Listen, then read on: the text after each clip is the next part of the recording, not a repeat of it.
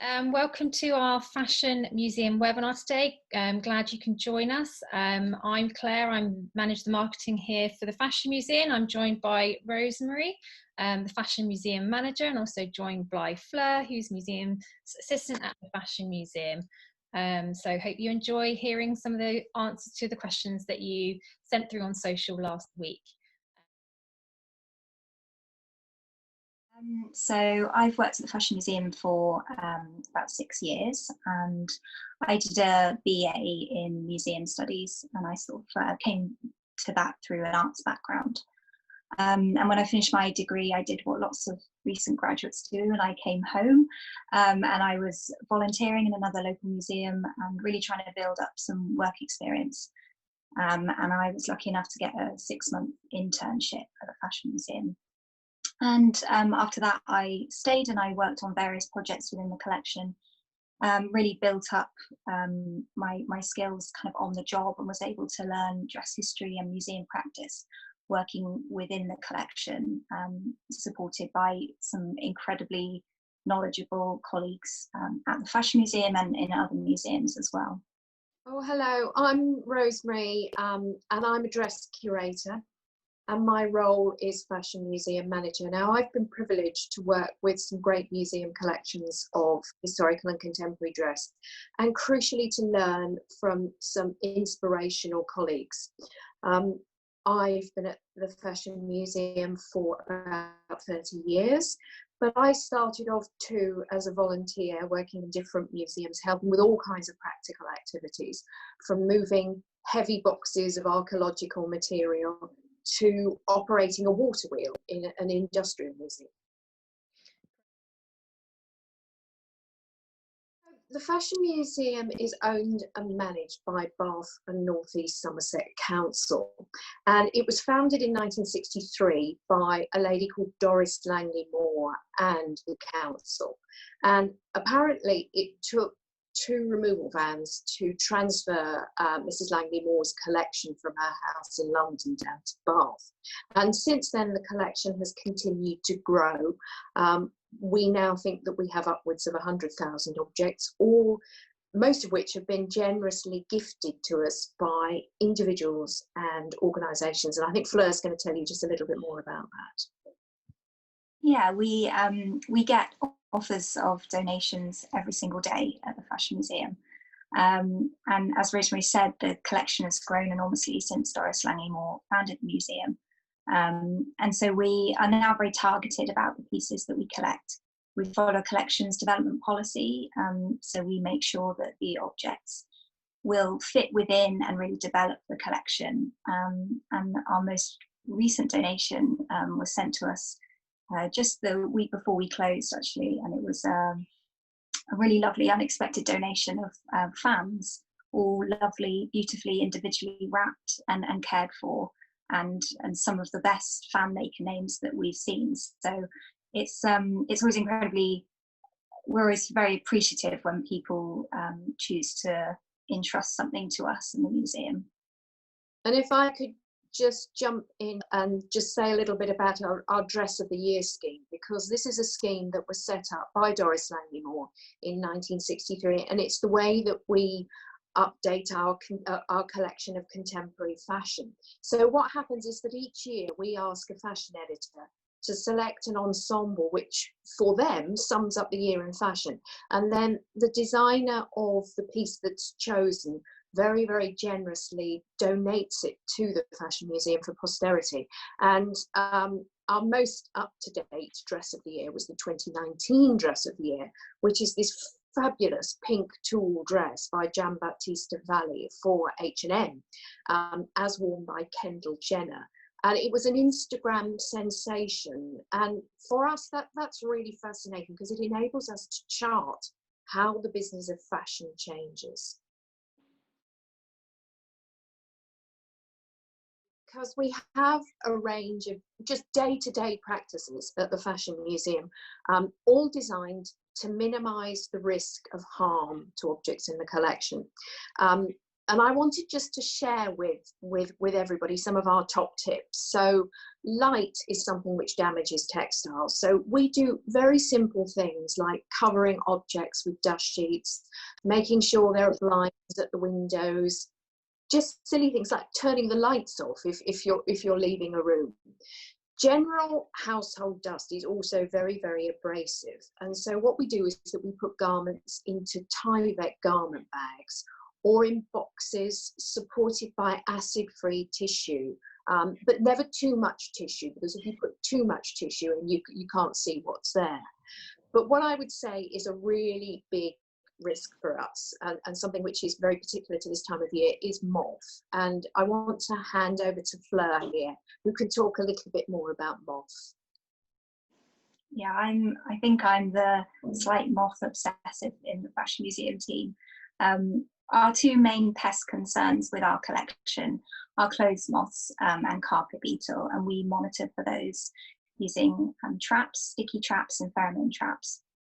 And if we come across a high number of those, then we know that there's possibly a problem that needs investigating, and we need to do some detective work. So I do often get asked by people for advice for how to deal with clothes moths in their own wardrobes, in their own homes. So a few tips and things that we do. Cleaning and vacuuming is a massive one. So using that nozzle that no one can be bothered to put on their vacuum to get into the corners of your rooms and into wardrobes and under beds. Identifying the things in your wardrobe that you think could be at risk. So we are always aware of wool, fur, feathers, anything that might be holding a lot of dust or dirt. And making sure that you're regularly moving and disturbing and shaking the things that you're storing to make sure that you're not letting those moths just get really nice and settled into the space. And if we find something that we're concerned about, what we do and what you can do at home is freeze objects. So seal it in a plastic bag, in some plastic, and put it into the freezer. Probably for a domestic freezer, you're probably a couple of weeks to make sure that you're getting rid of the moths and the eggs effectively. And in terms of preventative measures, we are actually using lavender and finding that can be quite effective in small spaces. I know cedarwood is used sometimes as well. So yeah, there are things you can do, but I think constant vigilance is our top tip for moths. So I think Rosemary can talk to us a little bit more about pieces that have been modified before they come to us. But what I think is really interesting is the idea of changing museum practice. And when objects are put onto display, there's always an element of interpretation, how an object's chosen to be mounted and displayed, and the story that the person that's putting it onto display wants to tell. And it's fascinating to see how that can impact an object. A really great example of this is our Queen Alexandra dress, which I think we have a photograph of. This is a really beautiful silk dress. It dates to 1893, worn by Queen Alexandra. And according to museum records, the pearl decoration you can see around the neckline was added for display purposes in the museum in the 1960s. So perhaps someone decided that it needed to look a little bit more regal, be a little bit more decorative. And that's not something we would necessarily do now, but when we exhibit objects, we do think about the look that we're trying to create. So we may need to create replica garments to complete the outfit, create skirts or petticoats, that kind of thing. Our priority is to present the right look and shape. So we might add jewelry or accessories to present a full look from that period. So there's always a level of interpretation going on. And some of those historically have really added to an object's story in the collection. I think that garments have been altered throughout history. It's all part of their story, and it's really important that we capture and share that information. And one of my favourite alteration times is the 18th century, and I think we've got some 18th century silk dresses to share with everybody here. Now, most of the 18th century dresses in the Fashion Museum collection have been altered, and often several times over. And when you think how precious and costly the silks were at the time, it really is no surprise. And we've got a sack-back dress here from the 1760s, and it would have taken between 12 and 16 yards of fabric to make this dress, for this particular sack-back dress. It was most likely that this silk was woven in Lyon in France. It would have taken, that dress length would have taken up to a week to weave, plus the extra 3 to 6 weeks that it would take for the master weaver to set up his looms. And all of that time and all of that skill comes with a price tag. And so when fashions and silhouettes change, you wouldn't simply discard the silk, you would make it over. And I think you can see that time and time and time again in the dresses in the Fashion Museum collection, and no more regally and gloriously than in this wonderful brocaded silk from the 1760s. And here's another dress as well. This silk is slightly earlier, from the 1740s, the actual silk design. But when you look actually at the style of the dress, it's later in the century. But there's a really lovely close-up here of the silk, and you know, you would want to use that silk again and again. It's so beautiful. I think the answer to that question changes on a daily basis, actually. But I do have a recent one that I've really enjoyed looking at. So recently I've been doing research for a display of shoes. And I think some objects have an instant impact when you see them, and others kind of develop as you look at them and as you research them. This is a pair of silk wedding shoes. They date from 1878, and in my research I was initially drawn to them because of the wearer's name, which I thought was just the loveliest name. Her name was Lucy Letitia Honeybun.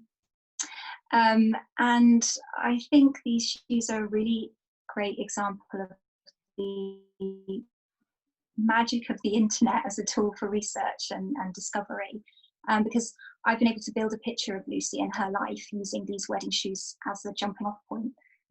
We were able to find out the names of her 8 children, when they were born and married, and a little bit about the lives they led. I came across a photograph of Lucy's gravestone and the inscription on it, and that included a memorial to her youngest son, Gerald.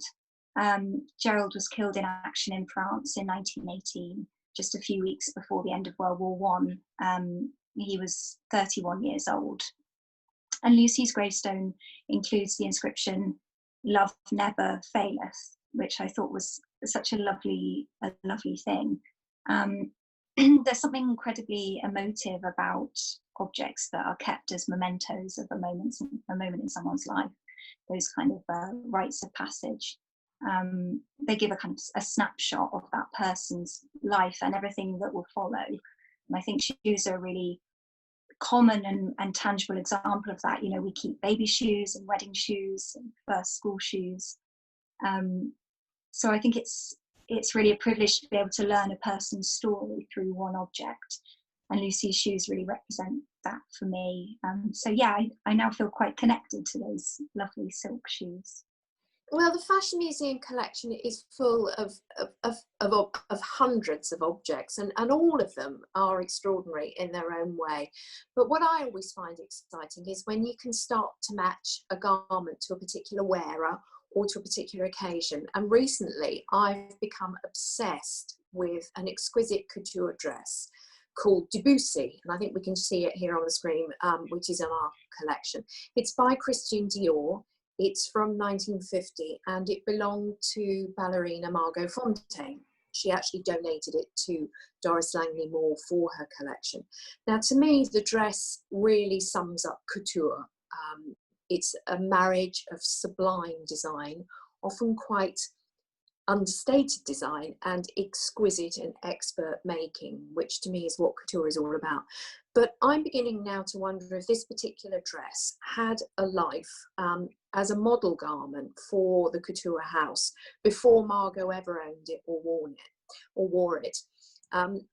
And the thing is, maybe we'll never know. And I think that's true about a lot of the extraordinary objects and a lot of the extraordinary stories wrapped up in the museum collection, is that you can only get so far, but you'll never know definitively. But I think this whole example of the Debussy dress and my curiosity about it just goes to show how many stories there are waiting to be discovered, waiting to be shared in the Fashion Museum collection. Actually here, we've just got up on the screen an image of Margot Fonteyn wearing Debussy. This is a lovely photograph, which is actually from the Theatre Museum archive as well.